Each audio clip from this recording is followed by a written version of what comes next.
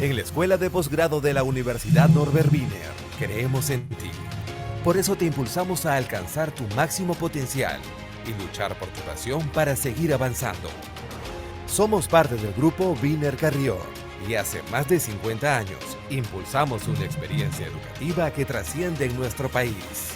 En nuestra escuela de posgrado contamos con más de 12 años de experiencia, brindando así una formación integral en salud, criminalística, educación, gestión pública, investigación, derecho e innovación. Nos comprometimos con nuestro país en formar profesionales del más alto nivel, líderes con propósito social, líderes con excelencia académica. Impulsados por una gran red de universidades en todo el mundo, con convenios nacionales e internacionales que promueven la movilidad estudiantil y docente a través de pasantías, clases espejo, congresos y eventos internacionales de primer nivel. Nos impulsa el generar conocimiento propiciando el aprendizaje mediante la investigación y producción de artículos publicados en las principales revistas científicas del mundo. Nos impulsan nuestros docentes investigadores. Nos impulsan nuestros alumnos y egresados. Profesionales íntegros y competentes con visión global, capaces de superar cualquier obstáculo para seguir avanzando. Nos impulsa la misma pasión que te motivó, esa pasión que impulsa al máximo tu potencial. ¿Y a ti? ¿Qué te impulsa a crecer? Posgrado Universidad Norbert Wiener, tu impulso.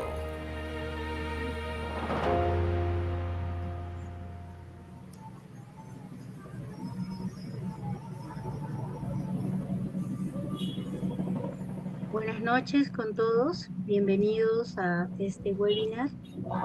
El día de hoy vamos a compartir con todos ustedes. Muchas gracias por la participación. El día de hoy reciban el saludo primero de nuestro director de la Escuela de Posgrado de la Universidad Norbert Wiener, el doctor Guillermo Raffo Ibarra, quien les agradece la participación. Quien les habla es la magíster Liliana Larrea, coordinadora de la maestría en Derecho Procesal Penal, que es nuestro nuevo programa que ofrece la Escuela de Posgrado. El día de hoy vamos a tener un webinar muy interesante, muy de actualidad, con la doctora Catarina Borrero Soto. Este webinar en el cual están participando ustedes es un tema de coyuntura, de actualidad, impacto de las modificaciones del Código Procesal Penal en el sistema de justicia del Perú. La magíster Catarina Borrero, a quien vamos a dar la bienvenida, es fiscal superior provisional de la Segunda Fiscalía Superior Corporativa del INPE y San Isidro, ex fiscal provincial titular del tercer despacho en enero del 2025, más presidente de la Junta de Fiscales Provinciales de Lima Centro y es docente de la Escuela de Posgrado en la maestría en Derecho Procesal Penal. Además, también es docente de la Academia de la Magistratura, desempeñándose como docente principal y asociado desde el año 2008 a la fecha. Maestra en Derecho Administrativo y Gestión Pública y egresada también de la maestría en Derecho Penal y doctorado en Derecho. La magíster Catarina Borrero el día de hoy a compartir en este webinar este tema, impacto de las modificaciones del Código Procesal Penal en el sistema de justicia peruano. Vamos a darle paso entonces a la Catarina Borrero.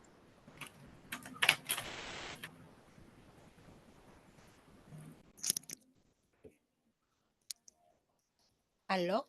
¿Se me escucha? Sí, Sí. correcto, adelante. Me gustan los audífonos porque aquí en la oficina están haciendo un poquito de bulla en la calle. Buenas noches a cada uno de ustedes, sean bienvenidos a este webinar que tiene como función principal brindarles a ustedes un poquito el alcance, no solamente del impacto de las modificaciones del nuevo Código Procesal Penal, sino también cómo se engarzan los cursos que la maestría de Derecho Procesal Penal les va a brindar.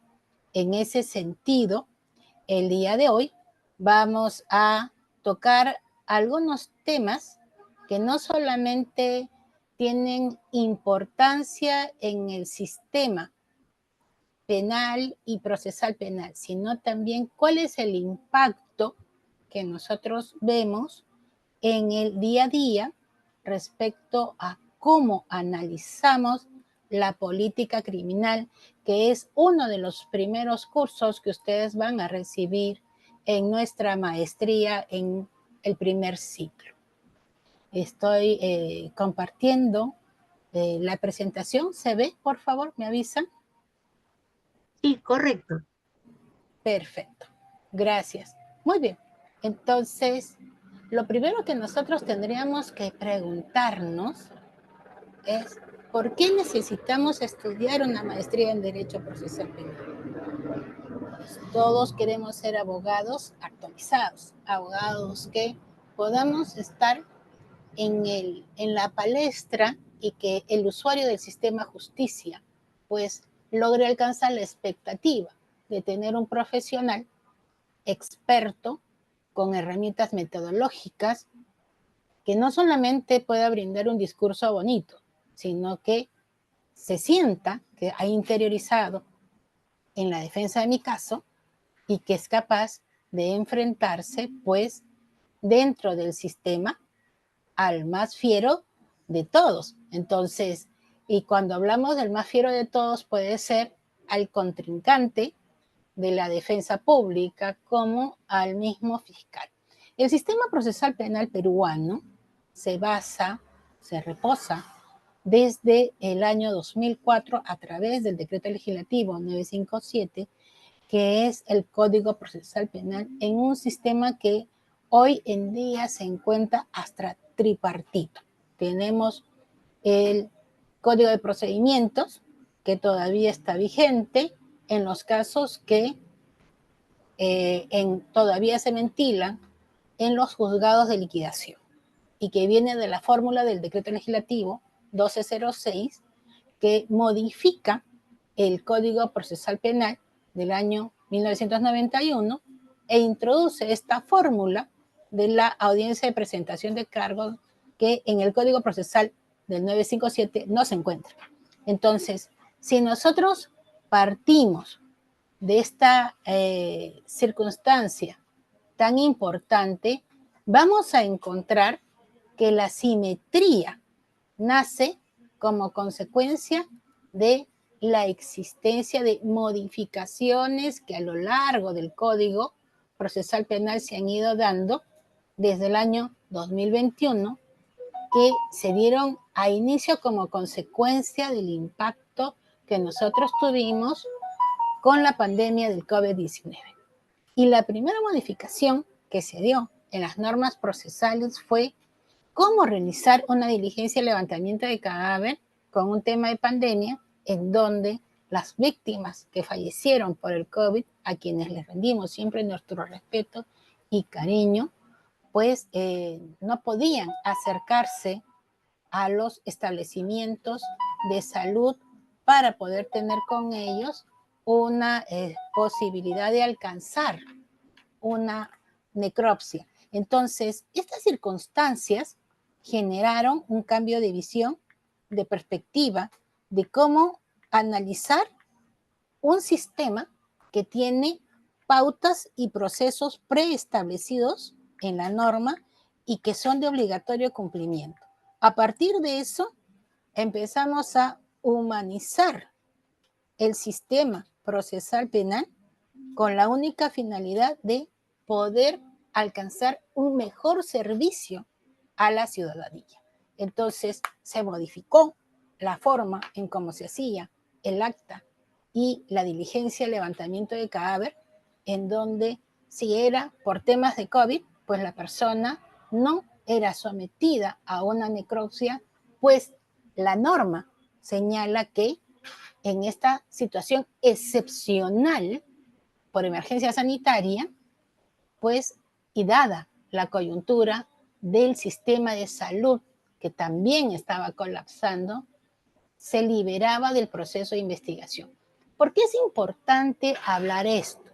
Porque cuando hablamos del sistema procesal, la primera noticia que nosotros tenemos es el fallecimiento de una persona en el turno o el acaecimiento de un hecho delictivo. Entonces, dentro de las diligencias preliminares especiales que tiene el nuevo Código Procesal Penal, está el levantamiento del cadáver y la realización del acto de la necropsia propiamente dicho.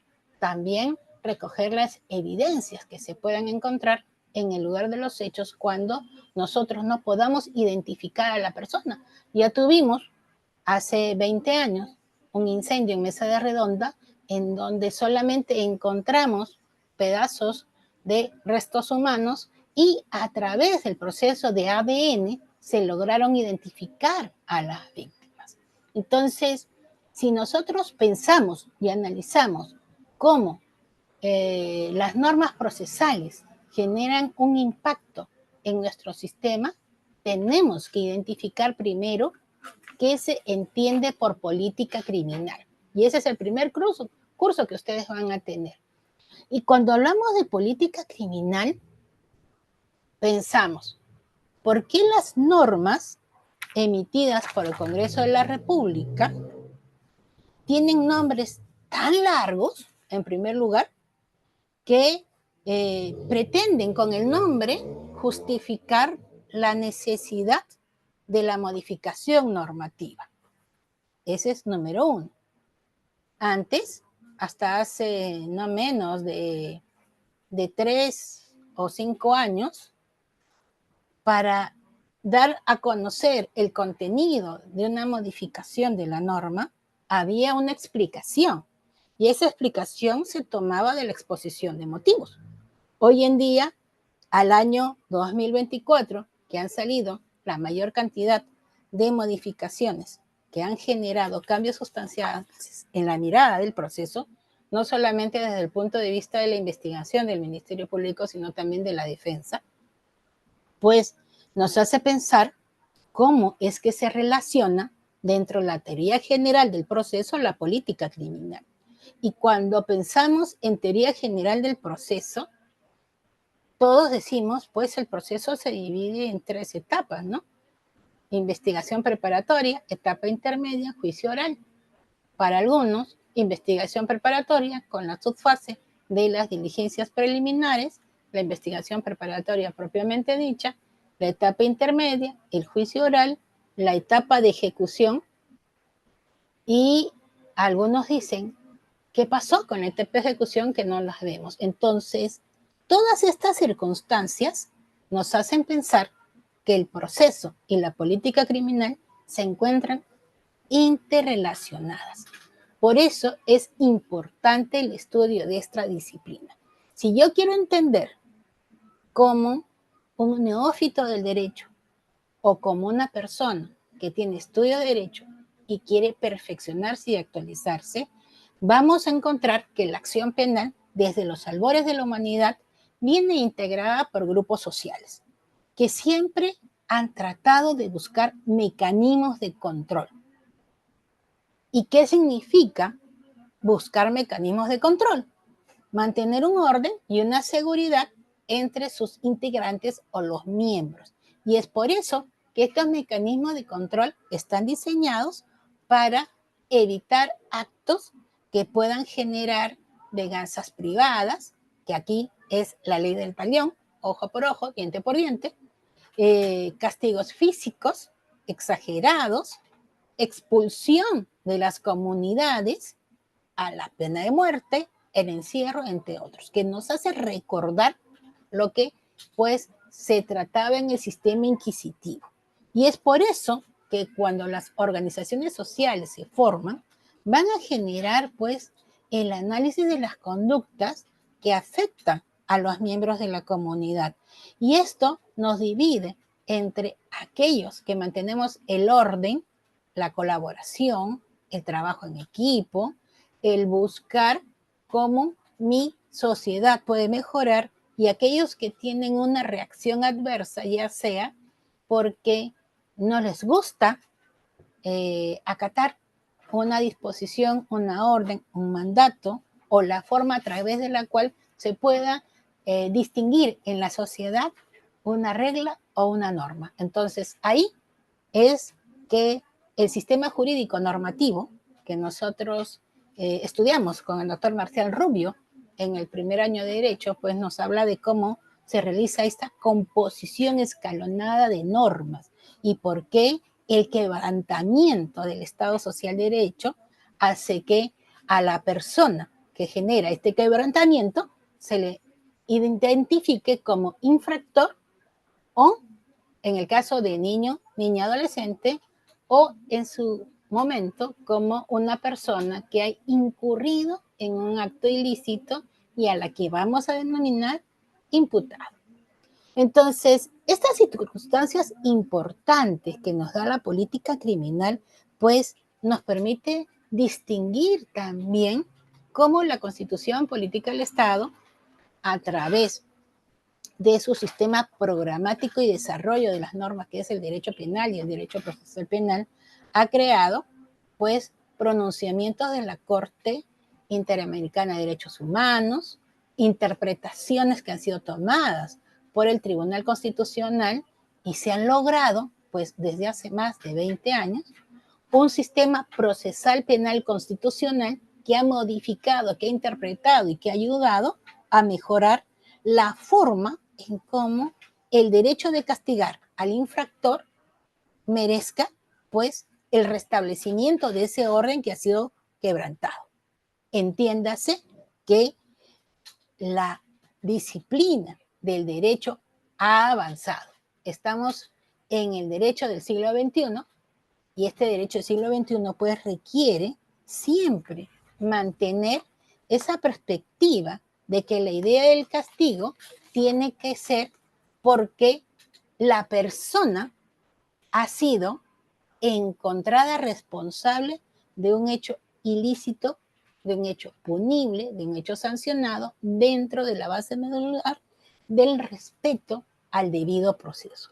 Sin embargo, también tenemos que a lo largo del tiempo la justicia restaurativa ha generado hoy en día que no busquemos la idea del castigo para recluir a los jóvenes que realizan actos de inconducta y que contravienen el orden jurídico, sino que a partir de una convivencia de paz se reconozca que se ha cometido la falta y que se pueda generar el resarcimiento a esa víctima a través del perdón, pero que no signifique el olvido. Entonces, la justicia penal restaurativa, que también ustedes van a estudiar en esta maestría, les va a permitir identificar qué hacer ante la inseguridad ciudadana. Gran pregunta. Llegamos a ese joven que ha infringido la ley a un juzgado penal especializado en menores infractores, o le damos la oportunidad de generar un cambio de vida a través de un programa en donde estudie, en donde fortalezca sus habilidades blandas, en donde exista control de impulsos, en donde sus padres se conviertan en guías y responsables de que este joven que pudo haber sufrido en su momento determinado un abandono moral y material, y que incluso su familia está en riesgo porque de repente dentro de la subcultura de crimen, papá o mamá también realizan actos delincuenciales. Entonces a este infractor le tenemos que dar la oportunidad de ingresar a los programas de justicia restaurativa, en donde la cárcel no es la solución para que él pueda tener una restauración de sus habilidades y pueda reinsertarse a la sociedad y ser una persona de bien. Entonces, en la clásica doctrina del derecho penal, pues nosotros tenemos a Claus Roxin, a la imputación necesaria, tenemos la teoría del derecho penal del enemigo, pero hoy día vamos en ese avance por una justicia penal restaurativa que ustedes también van a estudiar en esta maestría y les va a permitir generar esta potencialidad de entender qué hacer ante la inseguridad. Y ante la inseguridad ciudadana, no solamente estamos hablando de aquella inseguridad que fue generada como consecuencia de la intervención de una persona, sino también la inseguridad que me generan los políticos, los jefes de gobierno, central, regional, que en el ámbito de la corrupción que se ha enquistado en los gobiernos en los últimos años, pues nos hacen ver que el origen y fundamento de generar un castigo cuando alguien ha infringido este Estado constitucional de derecho y ha contravenido las normas jurídicas, pues los ha llevado a la impunidad.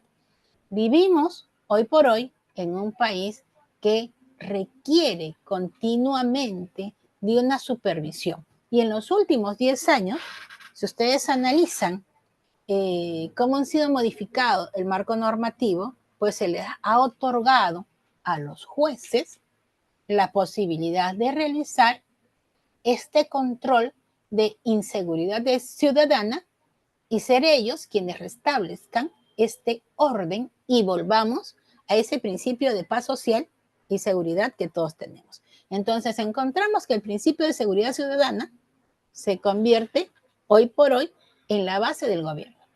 Pero la pregunta es si las normas penales, las normas procesales penales, están acorde a las acciones criminales que hoy se han desatado como consecuencia del desplazamiento de personas extranjeras y que han ingresado a nuestro país acogidos justamente porque se sienten amenazados en sus países. Entonces, hoy tenemos un Perú lleno de diferentes extranjeros, colombianos, bolivianos, venezolanos, y no todos ellos son personas que han colaborado o coadyuvado a nuestra paz. Muy por el contrario, han generado inseguridad.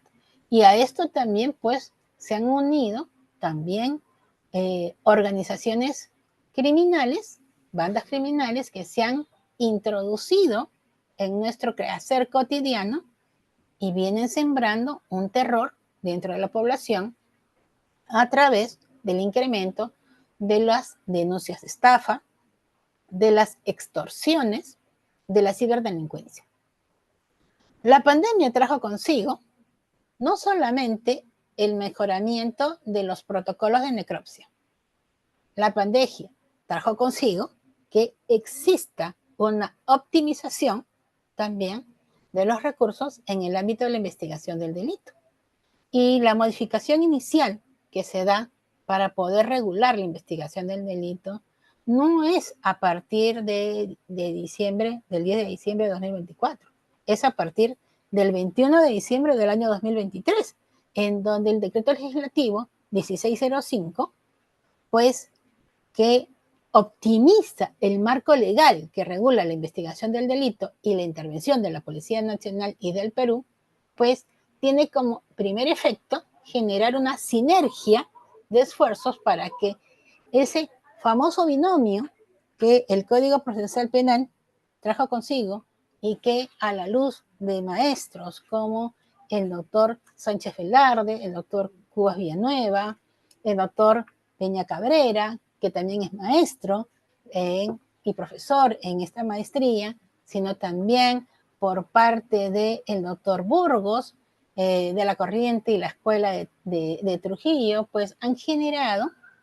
esta división que a partir del nuevo código los sujetos procesales se encuentran claramente definidos y divididos y que debe de existir en el ámbito de la investigación del delito un esfuerzo en conjunto tanto de la policía como del Ministerio Público, porque así lo dice nuestra Constitución Política del Estado en el artículo 159.4, cuando establece que la dirección de la investigación está a cargo del Ministerio Público. Entonces, ¿cómo la política criminal puede también ser conductora de este conjunto de decisiones que las autoridades van a tomar? Tanto Ministerio Público en su acción requiriente, postulante de un caso ante la autoridad judicial, y cómo la autoridad judicial puede asumir como postulado requiriente un proceso de incoación o una formalización de investigación preparatoria. En el marco de vuestros estudios dentro del proceso penal, ustedes van a llevar cursos en donde se van a analizar estas problemáticas y cómo la jurisprudencia ha ido también contribuyendo y generando una avanzada que irradia justamente cómo se identifican los delitos graves y de trascendencia nacional. Ya con el artículo 342 del Código Procesal Penal nos hablaba del plazo de las investigaciones, plazos simples y plazos complejos. Y cuando habla de plazos complejos es sinónimo de que es un delito grave. Pero a partir de la modificatoria de esta norma, tenemos que el artículo 24 identifica cuáles son esos delitos graves que tienen una connotación especial, porque la repercusión es a nivel nacional. Entonces tenemos aquí que a partir del año 2023, los delitos que generados por organizaciones delictivas vinculados específicamente a la administración de justicia, estamos hablando a la corrupción de funcionarios, pues han logrado generar una competencia que sobrepasa el ámbito del distrito judicial o del distrito fiscal y que genera pues competencia de órganos judiciales y órganos fiscales que tengan esta posibilidad de ir más allá de la competencia territorial para generar actos de investigación y generar procesos instaurados y finalmente que se determine o no la responsabilidad del procesado. Tenemos que dentro de esta jurisdicción penal ordinaria se ha generado hoy por hoy un sistema de justicia específico que trasvasa el sistema de competencia nacional. Y es por eso que existen las salas y los juzgados penales de competencia nacional, que tienen los delitos de casos más complejos. Las organizaciones criminales, de tráfico ilícito de drogas, de lavado de activos, de terrorismo, de trata de personas, sicariato, delitos de secuestro, delitos de extorsión, pero que generen que se encuentren implicados funcionarios del Estado. Entonces nos lleva aquí también a identificar cómo se pueden procesar altos funcionarios que han colaborado con estas organizaciones criminales. Y es por eso que existe esta modificación del artículo 60 y señala que el titular de la acción penal es el Ministerio Público quien actúa de oficio o a instancia de la víctima, proponiendo ¿qué cosa? La acción, ya sea la acción popular o la acción vía noticia policial o a través, pues, de esta información que se da en los medios de comunicación para que desde su inicio conduzca y dirija la investigación de conformidad con el principio de legalidad. Entonces, ya en el año 2023 se da la primera modificación del artículo 60 y 65 que señala pues la titularidad del ejercicio de la acción penal. Y aquí es importante destacar porque pese a que el Código Procesal Penal ya cumplió 10 años de vigencia, ha tenido estas modificaciones, estos parchados, todavía considero que no existe una claridad de identificar qué son las diligencias preliminares. Y como estamos todavía en casos que están en procesos de liquidación, se han adecuado a las reglas del nuevo código, la pregunta es, ¿cómo considerar a partir de los procesos de adecuación, este marco de competencia de las diligencias preliminares. ¿Y por qué recordar esto?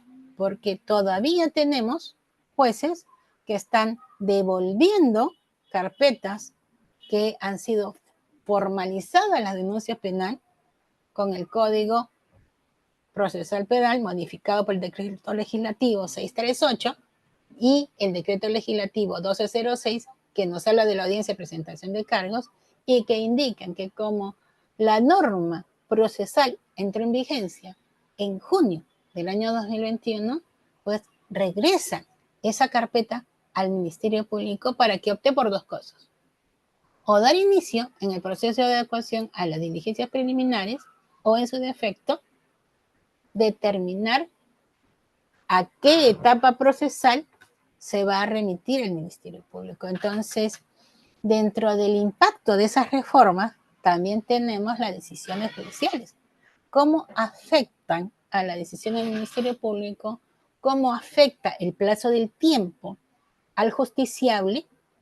Y ahí, pues, el refrán que justicia que tarda no es justicia, recae y calza perfectamente. Entonces, vamos a entender que el agraviado va a estar incómodo, molesto, porque su caso no se judicializó, muy por el contrario, lo regresaron para que se actualice a un proceso y en donde podemos incluso hasta cuestionar por qué razón las diligencias preliminares se vuelven tan extensas y no se quedan en esta subfase especial en donde vamos a realizar actos de conocimiento de una sospecha inicial que revista características del delito.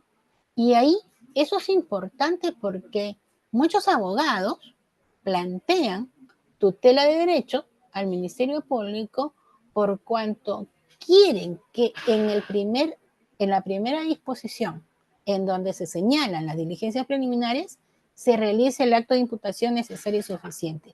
Graso error, porque una imputación cierta que nos lleve a una revelación del delito no requiere indicios que revistan características del delito. Muy por el contrario, requieren que los actos de investigación realizados en diligencias preliminares nos lleve a rebasar ese acto de sospecha reveladora para generar una formalización de investigación preparatoria que me permita determinar que estamos frente a un delito que dentro de la estrategia de investigación por parte del fiscal, pues esté destinado a promover la acción penal en la formalización y continuación de investigación preparatoria que sustituye a lo que antes conocíamos como etapa de instrucción y me permita que esos elementos de convicción se introduzcan posteriormente como medios de prueba en el requerimiento acusatorio. Entonces, generar en esta investigación el ejercicio de la acción penal me va a llevar a elegir y seleccionar cuáles son esos elementos necesarios que me permitan la acreditación de hecho delictivo. Uno de los grandes problemas que tienen los abogados es cómo identifico un hecho civil de un hecho penal. Y eso lo vas a aprender en esta maestría.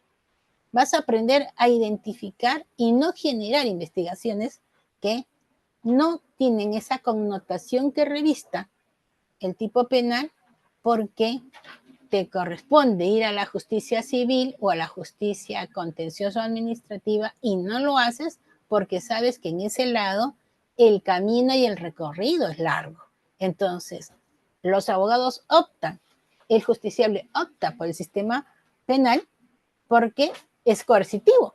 La persona que es introducida al proceso penal va a tener temor de que sobre él o ella exista un pedido de prisión preventiva. Entonces, cuidado, las medidas de coerción no son medidas de amedrentamiento. Las medidas de coerción tienen que estar destinadas a asegurar el objeto del proceso. Y el objeto del proceso es la persona del imputado. Asegurar los elementos que se han encontrado que nos vinculen al imputado con el delito y la responsabilidad para poder generar esta división de roles. Identificar si es autor, si es partícipe, qué grado de participación tiene. Por eso es que el artículo 65, cuando se habla de la investigación del delito destinada al ejercicio de la acción penal, pues en la modificación que se dio a la norma procesal, sobre todo para el tratamiento del turno, y esto es importante señalar porque todavía tenemos público y abogados que no entienden por qué la detención hoy por hoy es de 48 horas y piensan que dentro de las 24 horas ya debe de existir ese pronunciamiento y plantean habeas corpus, porque dicen, como la detención por mandato constitucional es 24 horas, o sea, nunca se enteraron de la modificación, que es a 48 horas, entonces ya mi detenido tiene que resolverse su situación jurídica, cuando ello no es así. La pandemia también trajo consigo otro tema importante, que es la prohibición del ingreso a las carceletas si es que no tenían su constancia del examen COVID, que no había pasado, pues no se iba a generar esta contaminación de la enfermedad. Pero todo este proceso también ha venido con un sistema de cambio, sobre todo en Lima. El impacto del nuevo sistema procesal penal y del no cumplir el Estado con proporcionar los recursos necesarios, pues tenemos locales en donde no tenemos carceleta. Por eso es que hoy todavía siguen permaneciendo en calidad de custodia hasta que se resuelva su situación jurídica la persona del detenido o detenida en la dependencia policial. Muy bien, entonces hay algo muy importante que no solamente lo persigue la modificación del año 23, sino que per se da desde que el Código Procesal entró en vigencia en el año 2004. ¿Qué significa? Que una investigación requiere una estrategia y una estrategia establecida nos lleva a identificar qué quiero investigar. Entonces, ¿qué quiero investigar? Es el objeto de la investigación. Y ese objeto de la investigación significa, pues, solicitar actos que estén destinados a encontrar elementos de convicción que garanticen que la intervención dentro del proceso nos lleva a una convicción directa del fiscal. Y esto, ¿por qué lo explico? Porque luego vamos a tratar el tema de las modificaciones que recobra la Policía Nacional, entre comillas, las facultades que dicen que han perdido. Muy bien, entonces tenemos que el fiscal decide al 2023 cuál es la estrategia de investigación, genera un programa y una coordinación con la Policía Nacional y ¿a qué nos lleva? A realizar un plan de trabajo, una coordinación permanente con el equipo de instructores, con el equipo de investigadores de escena de crimen, de peritos y poder generar pues la garantía del derecho de defensa del imputado y la garantía del derecho de la víctima de conocer qué es lo que se está investigando. Esa respuesta, pues, nace en conjunto sobre la base del principio de la legalidad y este nos lleva también a que existan programas de capacitación en conjunto que eleven la calidad del servicio de justicia.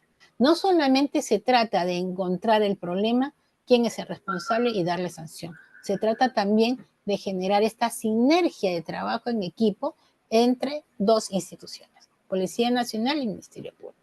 A lo largo de los años, uno de los principales problemas que ha generado que el principio acusatorio repose en pruebas que van a generar actos de culpación y no de exculpación, entonces nos hace revisar cómo se redactan las actas de intervención.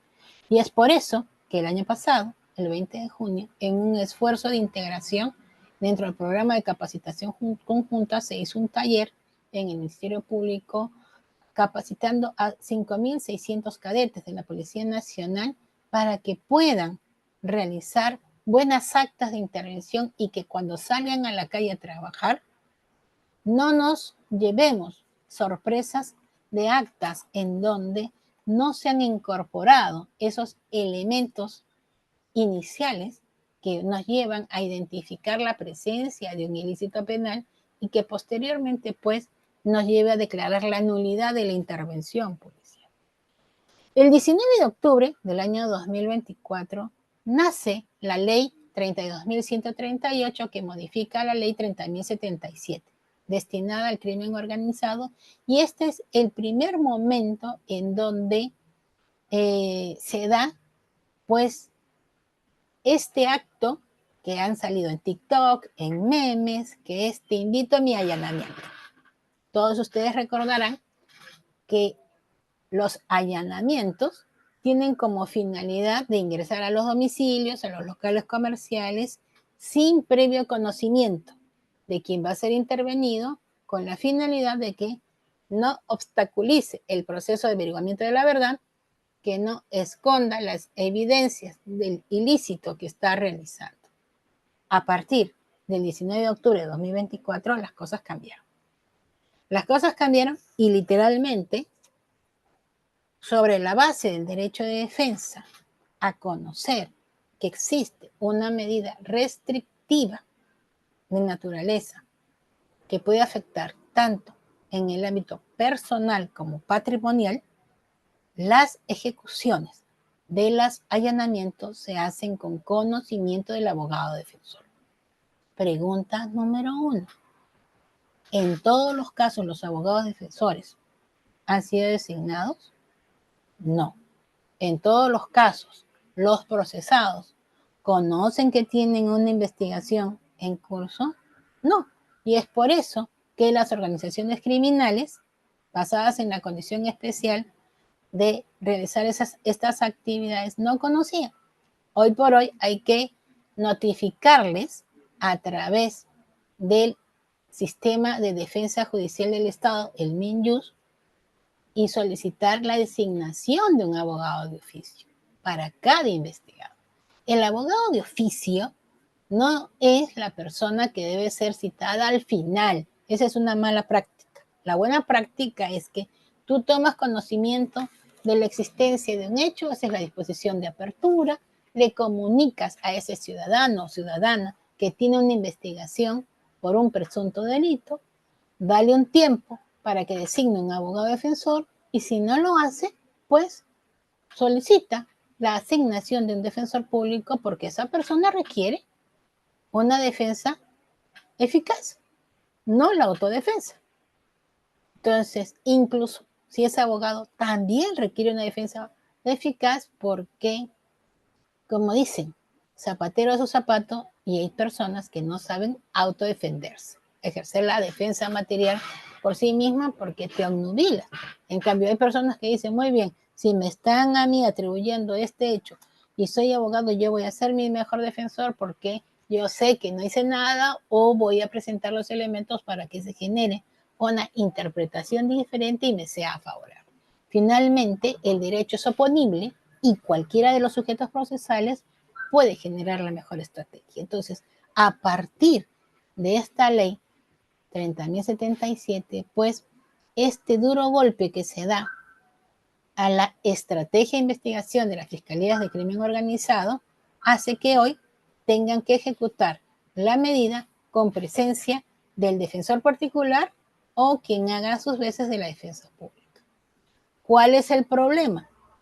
Que no tenemos la suficiente cantidad de defensores públicos para que se encuentren ellos permanentemente a la postre de ser designados y participen en estas diligencias que son de naturaleza personal. Entonces tenemos una sui generis, porque la norma nos dice la presencia física del abogado defensor, y el abogado defensor está de forma remota, porque no puede estar en más de una diligencia, porque se le asigna que participe en el turno, se le asigna que participe en juicio oral. Entonces, también se debió de haber generado dentro de la política criminal, pues, la prospectiva de establecer presupuestos para el Ministerio de Justicia y se implemente la mayor cantidad de defensores que puedan participar en cada una de las diligencias en donde son designados.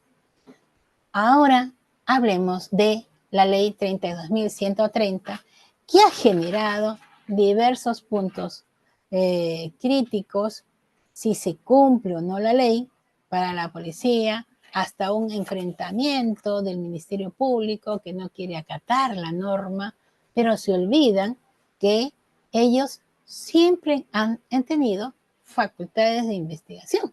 Entonces, allí en donde la política criminal y la sociedad nos dice que cuando exista fuerza y violencia que afecte a los ciudadanos que forman parte de un Estado, debe de aparecer el control estatal a través de quien tiene a su cargo la seguridad interna, la seguridad ciudadana. Y esta situación recae en la Policía Nacional del Perú.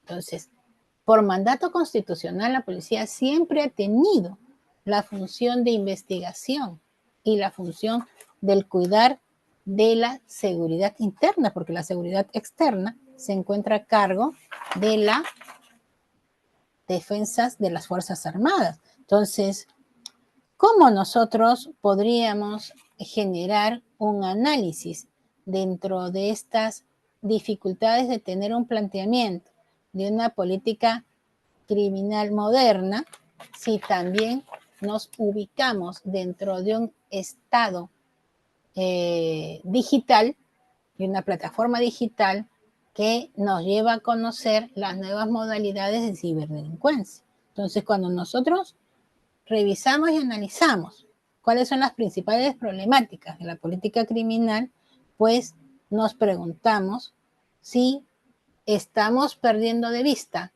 lo que ocurre a nivel de América Latina, de Centroamérica, el Caribe, de Estados Unidos, Europa, y vamos a encontrar pues que el tema de las bandas, de las pandillas, se ha regionalizado.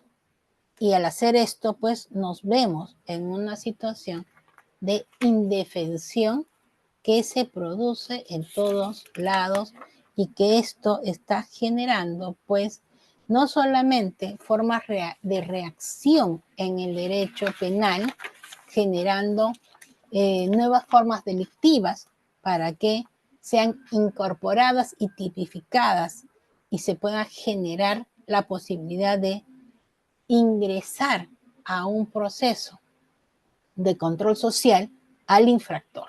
Entonces, esta situación es muy importante porque siempre la limitación de comportamientos punibles tiene, dentro del ámbito de la prevención general y especial, busca que el ciudadano tome conocimiento de cuáles son las normas prohibitivas para que le generen el cumplimiento de estos mandatos y pues no incurran en acciones delictivas que van a generar luego que el Estado limite su derecho de tránsito al imponerle una medida de seguridad de coerción personal, como puede ser la prisión o en su defecto un mandato de comparecencia. Y no les hablo de la detención preliminar porque eso ha cambiado. Entonces, a partir de estas fórmulas, pues la reacción del Estado nos lleva a situaciones que tenemos que analizar no solamente porque estamos en un derecho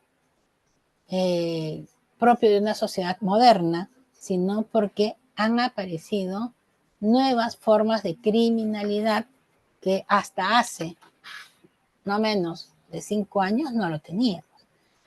Y es por eso que dentro del marco de implementación de la ley 32.170, que tiene como función agilizar los procesos penales, el primer impacto que tenemos que analizar dentro del sistema de política pública y política criminal es la Policía Nacional del Perú tiene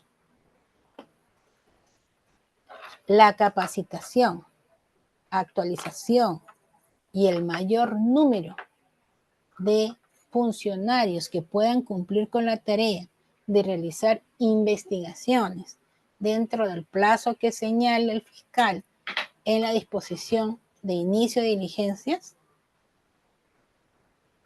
la Policía Nacional del Perú va a poder realizar una investigación estratégica del delito para fortalecer la seguridad ciudadana sin generar actos que pudieran llevar a indefensión de la víctima o del agraviado? Estas preguntas son importantes realizar porque eso significa un compromiso económico de incorporar la capacitación altamente especializada en instructores de investigación. No que venga cualquier persona que pueda tener su mejor voluntad, pero no tiene experiencia, no ha sido capacitado para poder generar actos de investigación. ¿Por qué se da la modificación? Tuve la oportunidad de estar en una reunión de trabajo y nos dijeron, la modificación se ha dado porque la Fiscalía se atrevió a realizar investigación propia, olvidándose de la Policía Nacional. Graso error, porque la Policía Nacional no puede investigar delitos, por ejemplo, como de omisión de asistencia familiar, en donde no existe una conducta criminal que me vaya a identificar cuál es la banda del que está pululando en la zona o cuál es la organización criminal que está pululando en la zona. Por ejemplo, ¿no? Esa es una situación básica de dos personas que son padres de familia y que uno u otro no cumple con su obligación de prestar alimentos. En el delito de apropiación ilícita, debe de generar mayor actos de investigación cuando una persona dice, yo le entregué a alguien, esté bien para que lo custodie y luego le mandé una carta notarial y no me lo entrega, entonces hay que tener cuidado de no entregar los casos que deban ser investigados en despacho fiscal porque el fiscal no ha perdido la condición de investigador. Y en ese proceso de investigación es que a través del principio de legalidad se puede aportar y llegar al principio de oportunidad.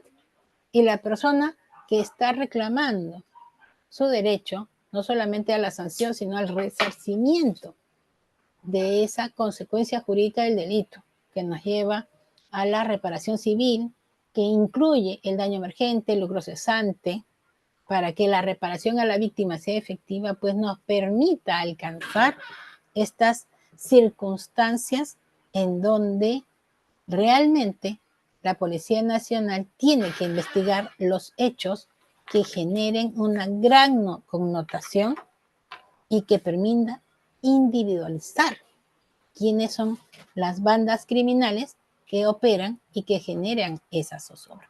Entonces, el primer punto de cuestión en el análisis normativo de esta modificación nace en el artículo 4 del título preliminar, porque se extrae la facultad de investigación del fiscal índice en el artículo 1, en esa modificación, en donde señala que el Ministerio Público asume la conducción jurídica de la investigación. Y es más, desarrolla el concepto.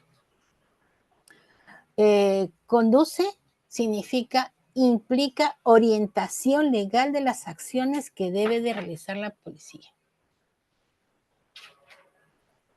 En la disposición de investigación preliminar, que es la disposición 1 con la que se da inicio a la investigación, se hace un relato, se copia y se pega todos los hechos que la víctima señala, se establece la calificación de esos hechos que son atendibles a una sospecha inicial para realizar actos de diligencias preliminares urgentes e inaplazables, para la identificación del o los presuntos responsables y recoger los elementos de convicción que me permiten fortalecer más adelante una incoación a proceso inmediato o una formalización de investigación preparatoria, o quizás obviar ambas e irme a una acusación directa, si es que he reunido sólidos y fundados elementos de convicción que me lleve a establecer que esa sospecha reveladora se ha convertido en una sospecha fuerte. Esto va a ser analizado con tus profesores cuando veas los cursos de derecho procesal y sobre todo cuando analicen y hablemos de la prueba. Entonces, en las diligencias preliminares, yo recojo elementos. En etapa de formalización investigatoria y en la formulación de acusación, yo introduzco actos de aportación de prueba. Entonces, ¿qué tengo que saber? Seleccionar el material probatorio, que no sea repetido, que sea suficiente para demostrar mi teoría del caso y establecer la fórmula de imputación o la fórmula de exculpación, porque voy a plantear en el ámbito de la defensa las observaciones que correspondan a ese requerimiento acusatorio para que no llegue a la estación de juicio oral.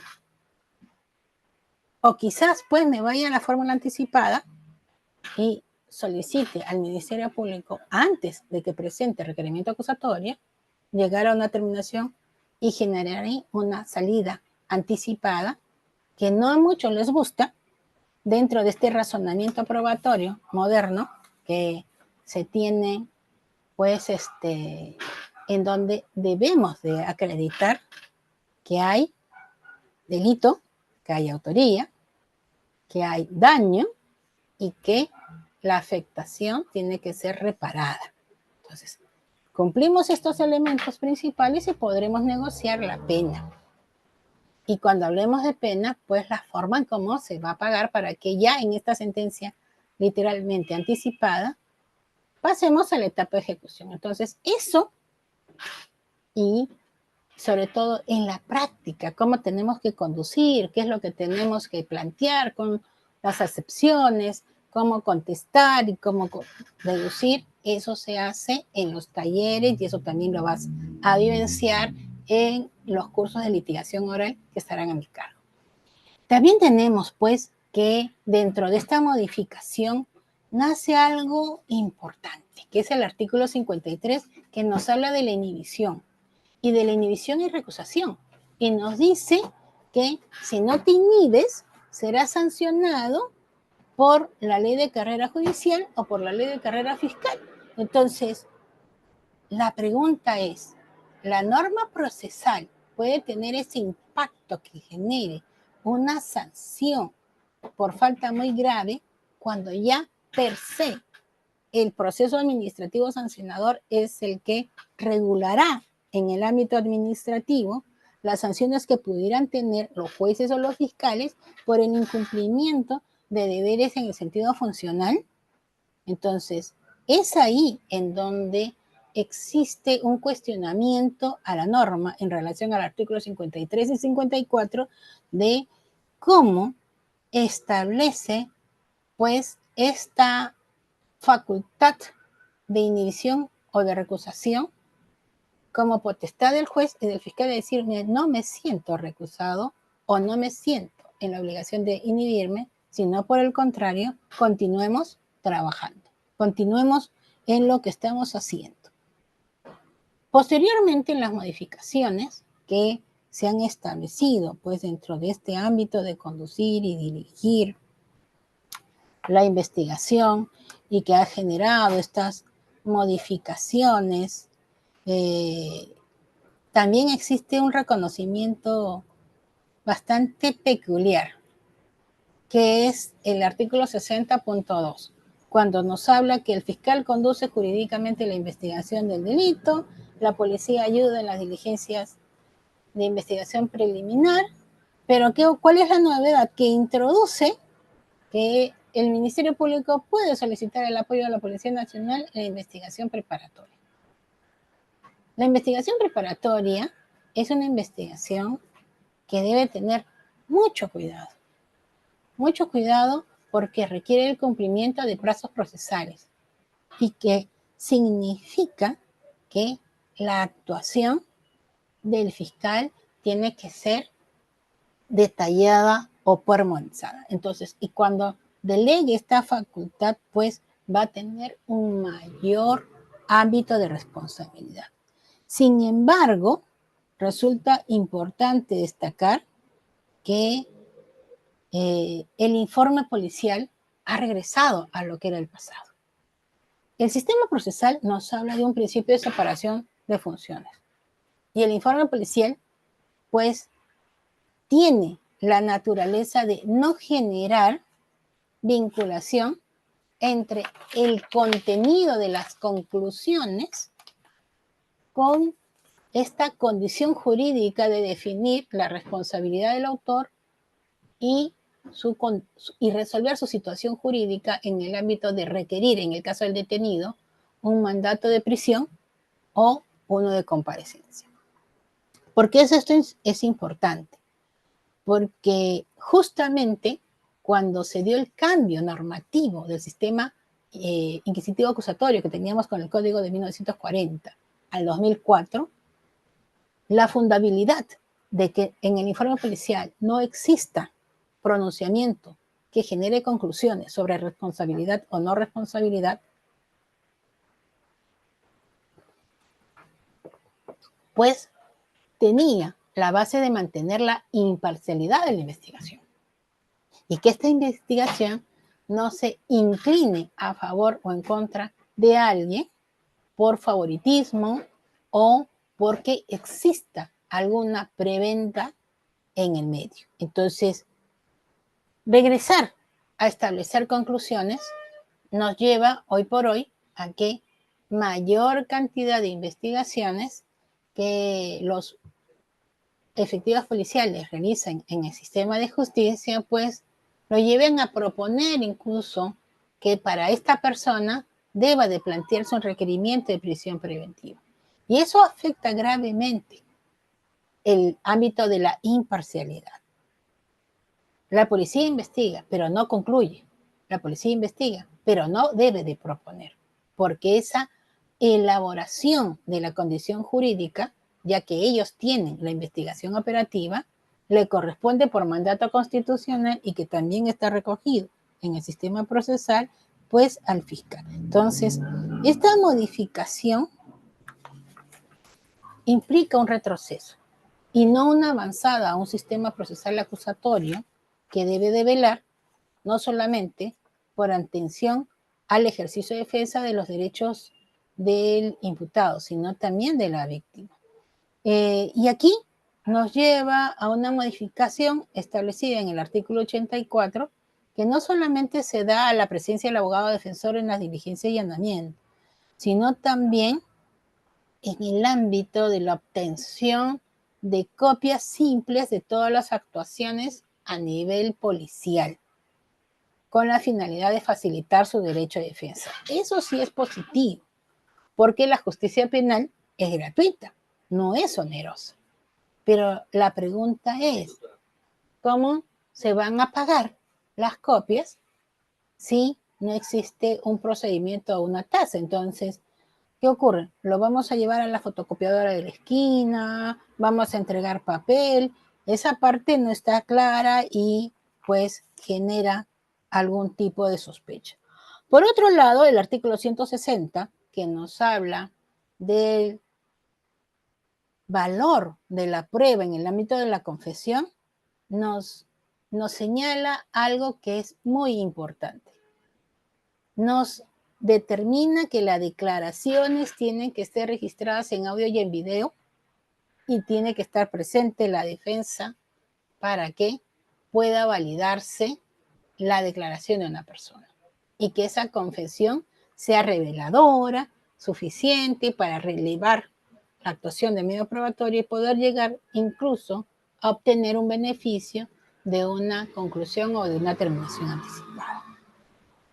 Por otro lado, en el ámbito de las diligencias de control de identidad, que dentro de la seguridad ciudadana son las que reportan hoy por hoy mayor cantidad de operativos en donde supuestamente por la presencia de identificar si hay personas que tienen documento de identidad y se encuentran indocumentados, llevarlas a la dependencia policial para ser identificadas.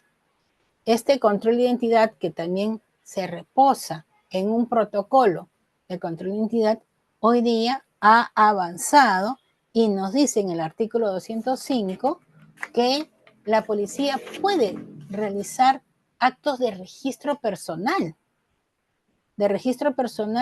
y levantar acta indicando lo que ha encontrado que puede ser sospechoso. Y esto ha generado que se incorporen un mayor o se incrementen una mayor cantidad de denuncias por el delito de receptación, porque a los que son detenidos o son intervenidos y están en este proceso de retención por 4 horas para ser identificados, pues se les encuentra teléfonos celulares que aparecen reportados por Auxitel. Entonces, hoy día tenemos dos tipos de proceso de investigación. El reportado por Auxitel porque a la persona se le perdió, se le extravió o fue materia de sustracción, y el problema de que cuando citas a la víctima a declarar, pues no quiere participar porque simple y llanamente para los efectos del seguro lo reportó como sustraído, robado o perdido, y este teléfono ingresó a este mercado ilícito y alguien lo encontró, ¿no? Entonces, y lo compró y a partir de eso lo tiene en su poder. ¿Y cómo vamos a identificar que existe una nueva titularidad de un teléfono que ha sido materia del delito de receptación? Y aquí tiene que ver algo dentro del punto de vista de la dogmática penal que también aprenderás en nuestras clases, que es cómo identificar el tipo penal cuando es a título doloso y a título culposo. ¿Por qué? Porque no puede existir un proceso de receptación por un delito culposo. O sea, ¿qué pasa si ese joven o ese trabajador que ha sido intervenido y tiene ese celular, pues él no lo compró, se lo regalaron? ¿Cómo él va a pensar que se trata de un celular que ha sido sustraído, que ha sido robado y, como dicen muchos, tiene rasgos de sangre porque la persona que fue atacada, violentada, sustraída, pues de la esfera de protección de su bien jurídico patrimonial, tuvo que defenderse de las garras de ese delincuente que no solamente forcejeó con él o con ella, sino que también lo arrastró y le generó lesiones. Esas son las situaciones que han generado que estos eventos nos lleven a una mayor cantidad de personas que pueden llegar a ser detenidas luego de pasar por este control de identidad cuando tienen objetos de dudosa reputación.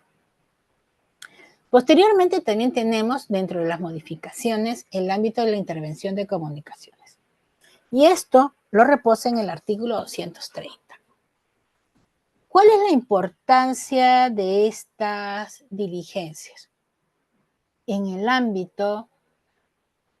me olvidaba de señalar algo que resulta importante, que es la modificación, me parece que no lo he puesto ahí, que es la modificación del artículo 223, que nos habla del remate o de la subasta de bienes incautados. Acá la novedad de esta modificación normativa señala que cuando se ha incautado un bien, que ha sido obviamente materia de un hecho flagrante, si no aparece el titular del bien en el lapso de 1 año, la subasta de este bien incautado, lo obtenido en la subasta de este bien incautado, será repartido entre 3 instituciones, por partes iguales, a la policía, al Poder Judicial y al Ministerio Público.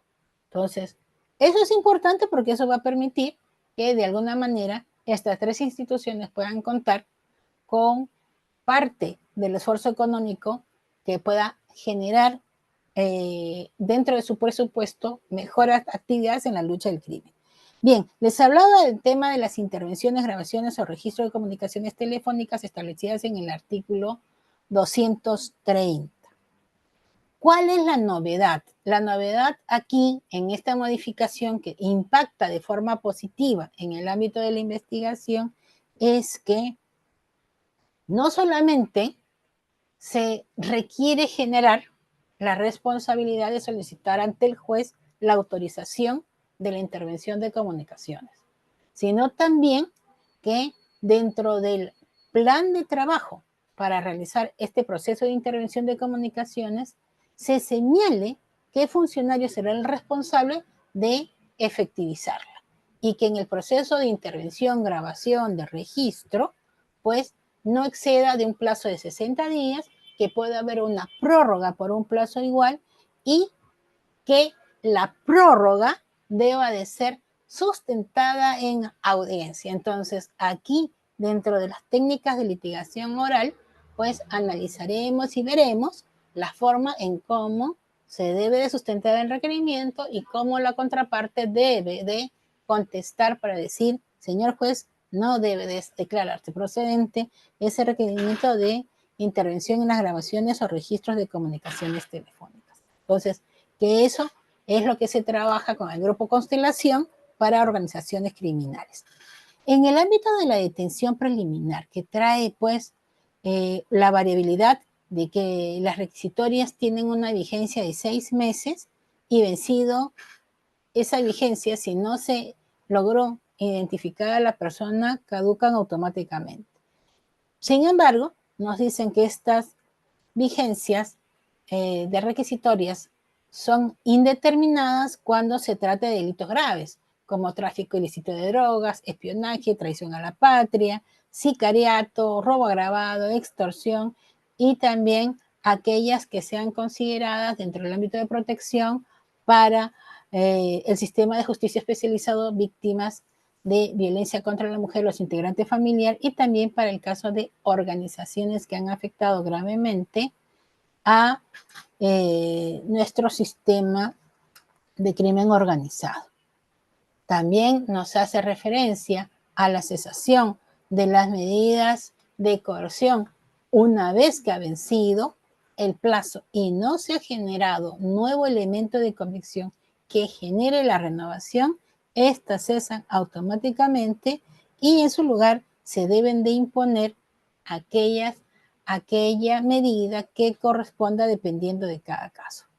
Por otro lado, también tenemos que todas estas medidas deben de ser sustentadas en un plazo no mayor al previsto en el artículo 286 del Código Procesal, que nos habla del pedido de los presupuestos tanto para la detención preliminar, para la prisión preventiva, y se debe de fundamentar tanto de hecho como de derecho cuál es el contenido de esa decisión. Y ese análisis es obligatorio por parte del juez para que se evite ese copy-paste del requerimiento y que muy por el contrario podamos analizar la forma exacta en que se deba de debatir cada uno de los presupuestos que han generado la medida. También tenemos que ha sido cambiado en estas modificaciones lo relativo al ámbito de la caución que se otorga por esta imposición de las medidas de coerción con la finalidad de asegurar la participación del procesado en todo el decurso del proceso, y tenemos que la caución consistirá pues en esa suma de dinero. En el sistema procesal civil, la caución, ustedes saben, es la contracautela. En el sistema penal, la caución es económica, es emposada, es la fianza personal, es la fianza económica que va a permitir pues determinar la obligación no solamente alimentaria, la obligación en cuanto a que se evite cometer un nuevo delito y que exista gravedad del daño. Finalmente, en el ámbito de la modificación de las diligencias de investigación preparatoria, pues claramente nos identifica que en el ámbito de la formulación del requerimiento acusatorio, el fiscal deberá pues establecer la conducta incriminada, todos los requisitos establecidos en el artículo 349 de nuestro Código Procesal y también establecer pues claramente cuáles son los elementos de prueba que va a señalar en la dirección de la investigación, mantener esa estrategia permanente, constante de coordinación con la Policía Nacional para poder incluso complementar las diligencias de investigación en cuanto fueran oportunas y necesarias. Esto nos lleva pues a generar que en las formas de dar inicio a la investigación que se da a través del conocimiento de la noticia criminis, a este hecho que puede haberse puesto conocimiento por noticia popular, por un medio de comunicación, pues establezcamos que la investigación preliminar tenga esa finalidad de realizar actos urgentes y necesarios. Y que la actuación policial lleva también a una responsabilidad en el cumplimiento de los plazos para que sean remitidos al órgano administrativo, al órgano de control, con la finalidad de que pues se evalúe si ha sido una conducta negligente, si ha sido una conducta dolosa, lo que ha impedido que esas diligencias se realicen en el tiempo establecido. Finalmente, se ratifica que las diligencias en investigación preparatoria son irrepetibles y que deben ser aquellas diligencias establecidas pertinentes y útiles. Y en relación al contenido del autoenjuiciamiento, la modificación me parece que es importante en tanto que el debate realizado de la etapa intermedia refleje la esencia exacta de la transcripción del auto de enjuiciamiento. En el ámbito de la imputación, necesaria la identificación de los hechos y los elementos probatorios, porque una de las problemáticas que da mucho el ámbito de ir a la etapa de juicio oral es que los sujetos procesales puedan solicitar el reexamen. Ya me están llamando, ya me están diciendo que estamos sobre el tiempo. Y finalmente, en el ámbito de la casación, pues nos establece que las modificaciones para la interposición y la admisión tienen que ser separadas con metodología en el cual exista un procedimiento para cada uno. Bueno, espero haber alcanzado dentro del tiempo que se me ha dado todo el conocimiento en estas modificaciones, cuál es el impacto que se tiene en el sistema de justicia. Agradecemos la participación de todos y cada uno de los asistentes. Muchas gracias. Muchas gracias, doctora Caterine Borrero. Y bueno, ya para finalizar, en realidad esto es una muestra también de la propuesta formativa que tenemos como escuela de posgrado en la maestría en Derecho Procesal Penal, a la cual todos ustedes están invitados también a participar. Esta maestría tiene muchas ventajas competitivas, ¿no? Ya han escuchado a la doctora Borrero, sobre todo la aplicación práctica, ¿no? La aplicación práctica en estos aspectos que son tan importantes y que los maestrandos van a poder tener la oportunidad de vivenciarlo directamente, ¿no? Con métodos de casos, con una metodología activa. Además, van a reforzar todos estos contenidos de asignatura con una misión académica que se da en el mes de agosto con la Universidad Andrés Bello sobre el tema de litigación oral. Van a trabajar con maestros extranjeros este tema de litigación oral, habilidades técnicas para litigar y también participar de juicios orales en vivo. Entonces, esto es muy importante y son parte de las actividades de internacionalización que tiene este programa. Su plan de estudios, que es un plan de estudios innovador y que, repito, está enfocado a la parte aplicativa.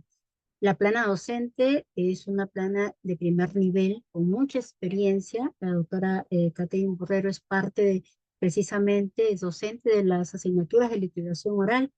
Y también tenemos al doctor Peña Cabrera, por ejemplo, que la doctora lo ha mencionado, que tiene muchísima producción científica respecto también al tema de derecho penal. Entonces, tenemos una plana muy importante que va a compartir con ustedes, pues, esas experiencias. Tenemos recursos, tenemos unas bases de datos especializadas que tiene la universidad para ofrecer a sus maestrandos en este programa. Salas de simulación legal también, que serán presencial y virtual para que a nivel nacional se pueda participar de estas simulaciones, intercambio de roles, que es tan importante. Entonces, les han pasado un enlace también para que puedan ustedes compartir si tienen interés en informarse sobre este programa. Y además recordarles, ¿no?, el grado que van a recibir al terminar digamos, con el proceso no solo de la maestría, sino de su trabajo de investigación, es el grado de maestro en Derecho Procesal Penal. Pero adicionalmente tienen la oportunidad de tener 3 certificaciones especializadas, ¿no?, que se logran con la aprobación de las asignaturas. Es decir, 3 certificaciones más el grado en Derecho Procesal Penal otorgado por la Universidad Norbervina. Especialista en Criminología e Investigación Criminal al término del segundo ciclo. Especialista en Procesos Especiales y Recursos Impugnatorios al término del segundo ciclo.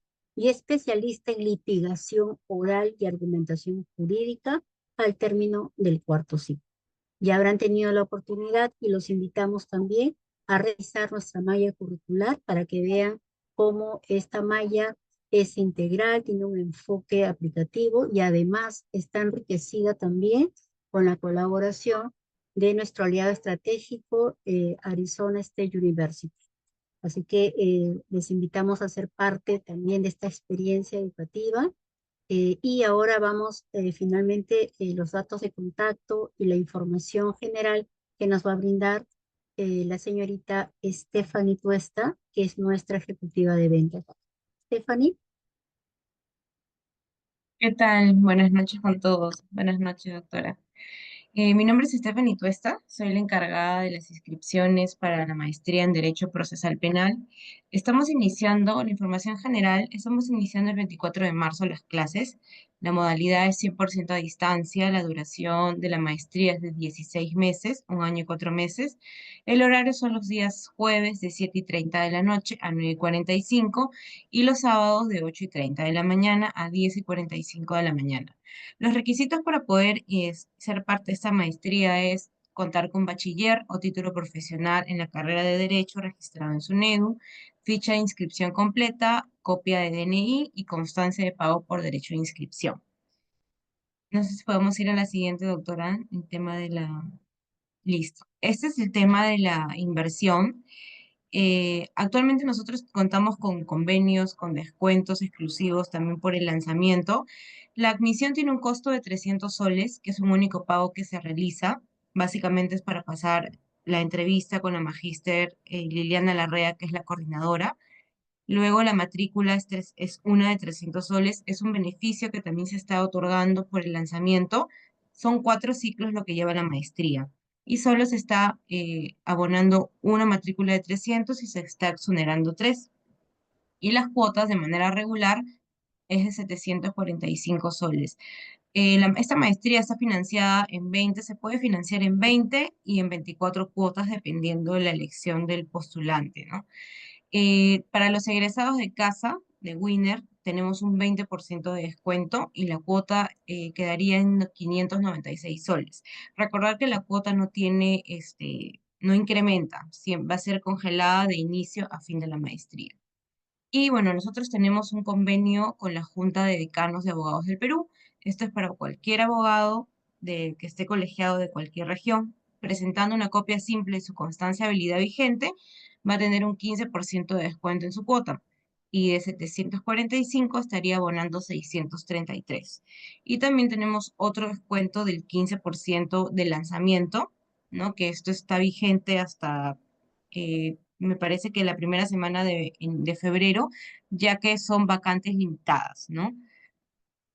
Y no sé si de repente tuvieran alguna duda respecto a la inscripción, al tema de los pagos.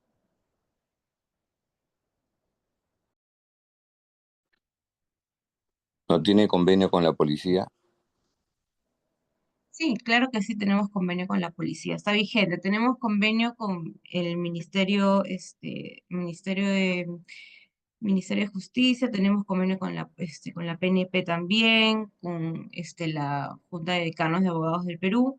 No es, depende que me puedan consultar. Este es mi número y mi correo. Igual lo voy a dejar aquí en el chat para que se puedan contactar conmigo en caso estén interesados en continuar el proceso de inscripción, ya que esta convocatoria se inició desde noviembre del año pasado. Entonces, ya actualmente contamos con pocas vacantes, ¿no? Ya que son limitadas. No, la maestría es virtual. Las clases son virtuales los jueves y los sábados.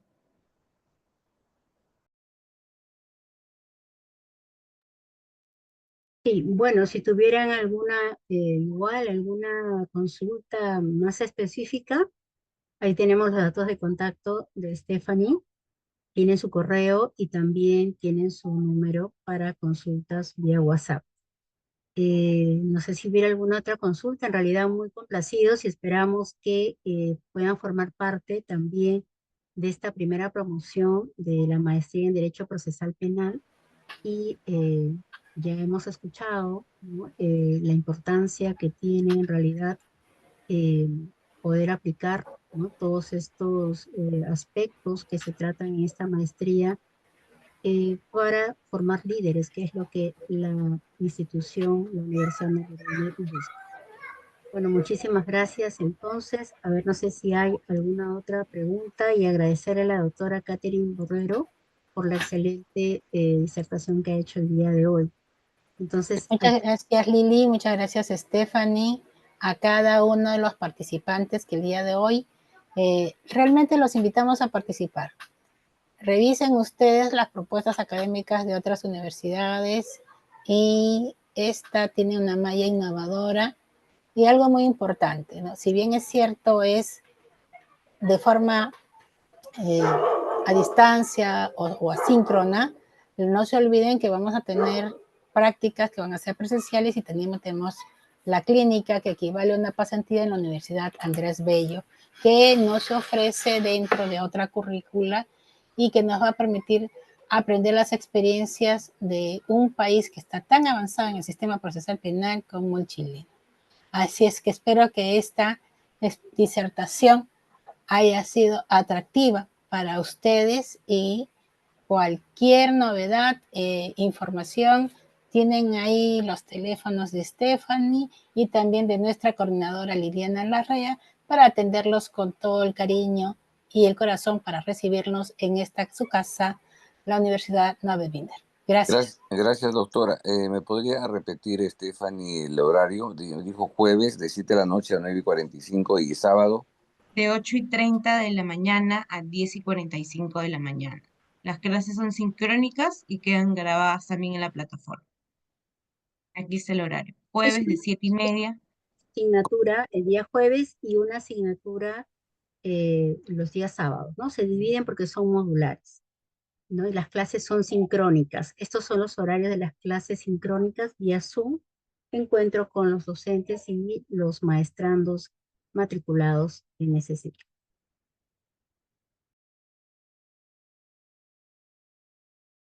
Están consultando también por ser de Winner. Bueno, por ser egresados de Winner, tenemos 20% de descuento para los egresados de casa, ¿no? Entonces su cuota de 745 pasaría a ser a 596.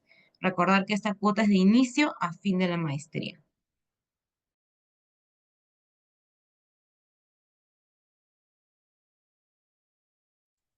Muy bien, entonces si no hubiera alguna otra consulta, ahí tienen el teléfono y por favor completar el enlace que se les compartió si desean recibir mayor información. Muchísimas gracias a todos. Buenas noches. Gracias. Gracias, buenas Buenas noches con noches. todos. Nos vemos. Gracias. Hasta luego, gracias. Gracias. Buenas noches, muchas gracias. Gracias, buenas noches.